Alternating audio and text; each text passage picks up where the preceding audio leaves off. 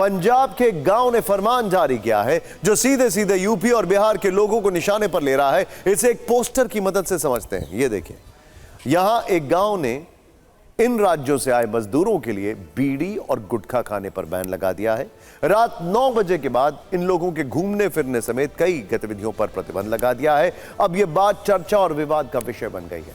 UP में 24 करोड़ लोग रहते हैं और बिहार की आबादी 13 करोड़ है, यानी कुल 37 करोड़ लोग इन दोनों राज्यों में रहते हैं। और इन लोगों को इस बात से ठेस पहुंची होगी कि राज्य के आधार पर निवासियों को टारगेट किया जा रहा है। 37 करोड़ लोगों का मतलब है भारत की लगभग 1/4 आबादी और अमेरिका का लगभग बराबर की आबादी। यूपी बिहार के मजदूरों को टारगेट क्यों किया जा रहा है, इस रिपोर्ट में देखें। जो प्रवासी मजदूर पिंड दे विच रह रहा है, एक हफ्ते के अंदर भाई जिथे भी किसी भी मकान च रह रहे हैं वो खाली कर दिता जाए। यूपी बिहार के मजदूरों कृपया ध्यान दें। लाउड स्पीकर की ये वाणी आपके लिए चेतावनी है। भारत के एक राज्य में इस तरह के फरमान जारी हो रहे हैं जिसे सुनकर हर कोई हैरान है। बाकायदा लाउड स्पीकर से सार्वजनिक घोषणा की जा रही है। डूज एंड डोंट्स यानी क्या करना है और क्या नहीं, इसके लिए बोर्ड लगाए गए हैं। पंजाब के मोहाली का जंडपुर गांव इन्हीं वजहों से नेशनल हेडलाइंस बना हुआ है। इस गांव की नौजवान सभा ने यूपी और बिहार के मजदूरों के लिए एक नियमावली जारी की है। नियमावली के बोर्ड गांव में जगह जगह लगाए गए हैं। तुगलकी फरमान की ये फहरिस्त पंजाबी भाषा में है। हम आपको इसका हिंदी तर्जुमा बताते हैं। यूपी बिहार के लोगों के लिए गांव में पान, बीड़ी, सिगरेट और गुटखा खाने पर रोक लगा दी गई।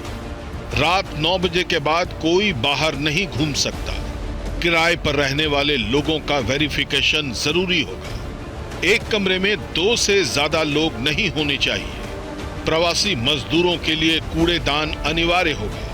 किसी प्रवासी ने गांव का नुकसान किया तो जिम्मेदारी मकान मालिक की होगी। किसी बाहरी ने जमीन खरीदी तो कमरे नहीं बना सकता।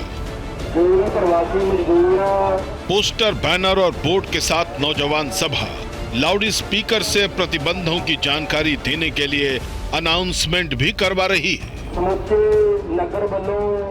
गांव की कमेटी के सदस्य गोविंदर सिंह चीमा घूम घूम कर ये देख रहे हैं कि वैधानिक चेतावनी वाले बोर्ड लगे हैं या नहीं, ताकि यूपी बिहार वालों पर लगे प्रतिबंधों को सुनिश्चित किया जा सके।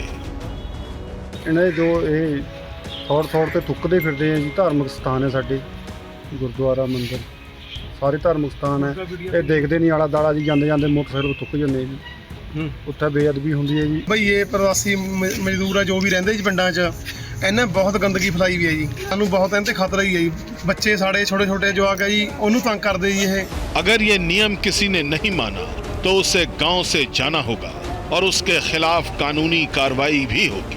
आप सोचिए, इस तरह का फरमान जारी करना कितना उचित है। ऐसा क्यों है? क्षेत्रीयता के आधार पर बंटवारा या विभाजनकारी सोच नहीं हो सकती। कोई कहीं का रहने वाला हो, उसके साथ भेदभाव नहीं कर सकते। यही इस देश का संविधान भी कहता है। सोचिए, अगर इस आधार पर यूपी और बिहार के लोग ये कहने लगे कि पंजाब से आने वालों का ड्रग टेस्ट होगा, फिर वो हमारे प्रदेश में आ सकेंगे, तो क्या होगा? हम गंदगी फैलाने वालों या अपराध करने वालों को जायज नहीं ठहरा रहे हैं। स्वच्छता और शिष्टता एक सामूहिक जिम्मेदारी, चाहे हम कहीं भी रहें, लेकिन किसी के साथ उसके प्रदेश के आधार पर भेदभाव नहीं होना चाहिए। इस आधार पर भेदभाव नहीं होना चाहिए कि कोई व्यक्ति दिखता कैसा है। 2011 की जनगणना के आधार पर सरकार ने राज्यसभा में बताया था कि देश भर में 4 करोड़ से ज्यादा मजदूर अलग अलग राज्यों में काम कर रहे हैं। इनमें 7 लाख बिहार से हैं, 31,56,000 मजदूर यूपी के हैं। ये संख्या तब से अब तक और ज्यादा हो चुकी है। इन मजदूरों का उन सभी राज्यों के विकास में बड़ा योगदान है जहां वो श्रम करते हैं। इसीलिए किसी के गृह राज्य के आधार पर उसके साथ भेदभाव नहीं होना चाहिए।